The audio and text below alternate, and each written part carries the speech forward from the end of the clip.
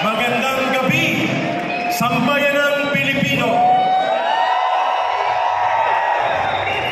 Sa lahat po ng sumasama at nakikibahagi sa makasaysayan at makabuluhang pagtitipong ito, hindi lamang ang mga kasabihan at pamunuan ng Kingdom of Jesus Christ, kundi mismo ang iba't ibang sektor ng ating lipunan na naniniwala sa totoong pagdating ng reforma at pagbabago sa isang matinong pamamahala na siyang sinisimbolo ni Pastor Kibuloy, masigabong na pagpalakpak sa politika ng reforma at pagbabago.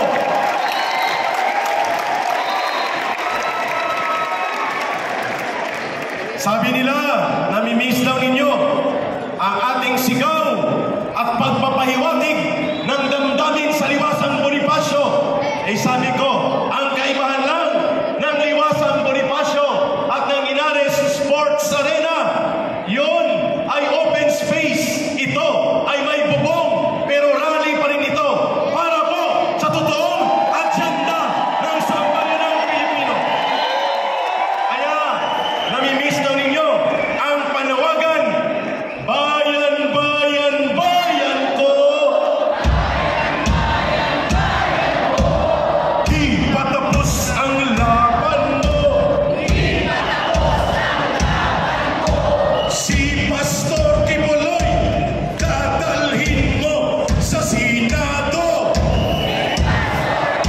Kibuloy, dadalhin mo sa Senado. Bayan, bayan, bayan ko.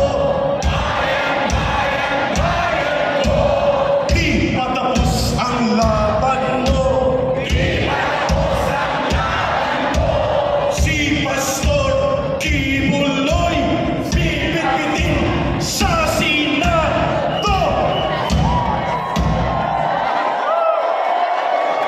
Yan po ang dadagundong ilang buwan na lang mula ngayon, sapagkat iginuguhit ang kasaysayan ngayon. At tamang-tama po ang pinakasentro at pinakasimple na agendang tinutungtungan ng pagiging senador ni Pastor Kibuloy sa Republika ng Pilipinas ay siyang dahilan kung bakit sa loob ng 100 taon mahigit ng politika sa Pilipinas patuloy na nanulugmok sa kahirapan ang milyong-milyong Pilipino, dahil bulok at kurakot ang namumuno sa gobyerno maliban sa panahon ni Rodrigo Duterte. May exception yun. And dahil rally ito, nakakantig puso na sa loob ng mahigit 100 taon, mga kababayan, taon-taon na lang ang kinikita ng buong bansang Pilipinas. Halos 80% pinagpaparti-partihan lamang ng 13 na pamilya. 13 families lang ang nagpapartida sa halos 80% ng kaban ng bayan natin. Iyan ay dalawang mukha ng korupsyon. Korupsyon sa pribadong sektor ng mga oligarkiya at korupsyon sa loob ng gobyernong ito. Maiksi lang po ang sasabihin ko. Ito lang ang gusto naming i-deliver sa Ipanaw Sambayanan. Walang ka-Eric at walang pagtitipon ng boses ng mga dating rebelde at mga kadre kung hindi kami binigyan ng oportunidad, pagkilala at pagrespeto ni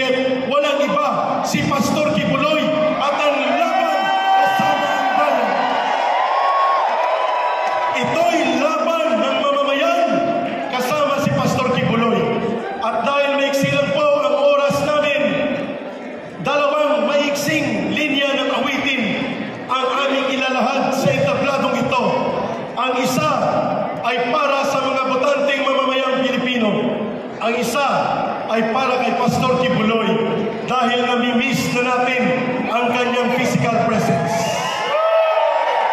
Una, sana magbago na po ang sistema ng eleksyon sa Pilipinas. At ito ang sumasalamin sa mensahe namin na yan.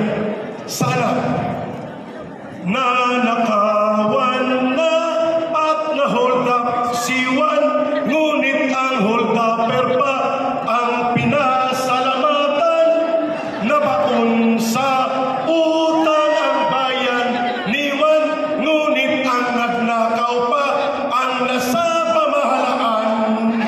Nanakawan na at na-hold up si Juan, ngunit ang hold upper pa ang pinasalamatan na baon sa utang ang bayan ni Juan, ngunit ang nagnakaw pa ang nasa Malacanang.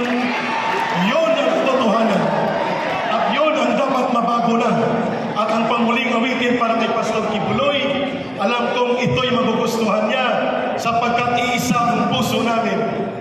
Nagkaiba ang aming pinanggalingang mga ilog ng buhay, subalit iisa ang dagat na patutunguhan natin, ang dagat na kapayapaan, kaunlaran at kapanatagan ng buong bayan.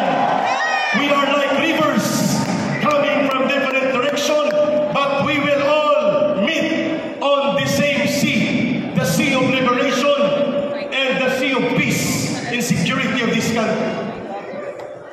Kung ang gintong palay ay kumakaway, katabi mo ako sa bukid bayan ko. Kung tigang ang lupa at di ka makaluha, ako ang magdidilig. Kung ang bulaklak ay humahalimuyak, igagawa kita ng kwentas, Pastor Apollo.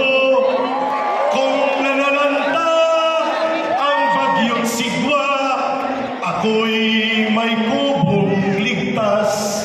May pag-ibig pa bang higit na dakila sa pag-ibig ko sa'yo, bayan ko? Wala na nga, wala na nga, wala. Tumayo po tayo lahat.